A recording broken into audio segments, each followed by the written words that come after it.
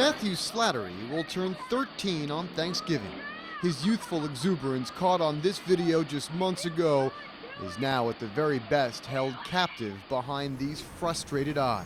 You're cheating, you're bending.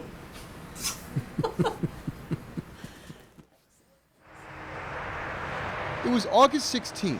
Matthew, his older brother Peter, and his mother Susan were driving back from a family reunion in Cleveland when a semi-truck slammed into the back of their car as they slowed for traffic. Susan, a well-known professor at Stevenson University, was killed almost instantly. Peter was badly injured but stable. Matthew's doctors say he lost 80% of his blood and suffered a traumatic brain injury. Good job, buddy. See how long you can hold it. Hold it, hold it. Excellent. Nice. The pain may be just as evident in his father's eyes. Ed Slattery couldn't go on that trip to Ohio, yet his life was transported to a place he will never escape. So you prioritize. You get the best information you can, and you make the decision, and then you live with it. You're doing a lot of living with it. An awful lot of settling for. You settle for. And what I'm settling for stinks.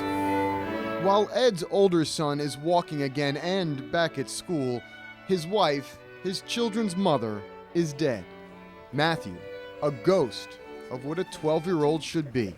Yes. Okay, hold your head. No, hold it up.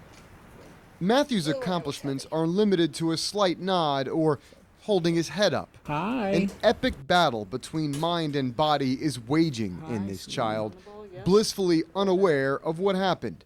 Yet his father is fighting his own war on reality, grief, and at times desperation. There's no compensation. There's no amount of grace on this planet that can compensate for losing my wife and more importantly, my children losing their mother. So I try to hold on to the graces. I try to recognize the graces, but I also know they're not enough. Because none of it had to happen. The trucker who barreled into the Slattery family admitted to police he fell asleep at the wheel. While final reports are still pending, investigators found the trucker was still within the limits of drive time allowed by federal law. But it is that standard, experts say, kills 12 to 14 people a day. These are rolling time bombs. Every time you see a truck on the highway, you have no idea whether a trucker's been driving for 5 hours or 15 hours. Joan Claybrook is the former head of the National Highway Traffic Safety Administration and a well-known advocate for reducing the hours truckers can drive. Currently, the regulations dictate truckers can drive no longer than 11 hours with 10 hours off.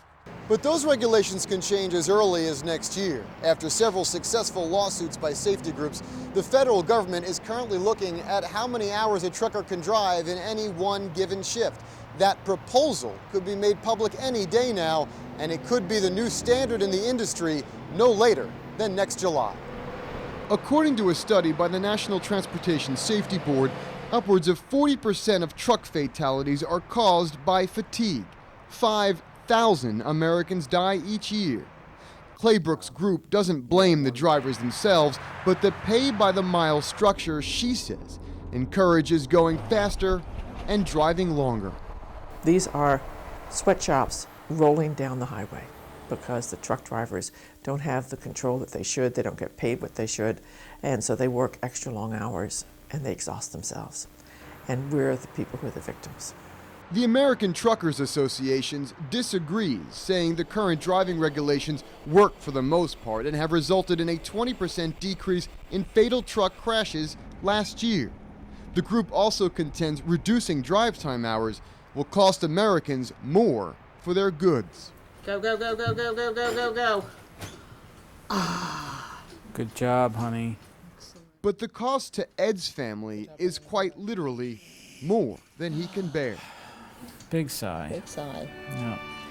That's a small price to pay because the price I'm paying, the cost of having cheaper goods, I'm bearing that whole cost. with literally a life and his child's innocence. In Baltimore, Brian Kubler, Come back to Daddy. ABC 2 News investigator.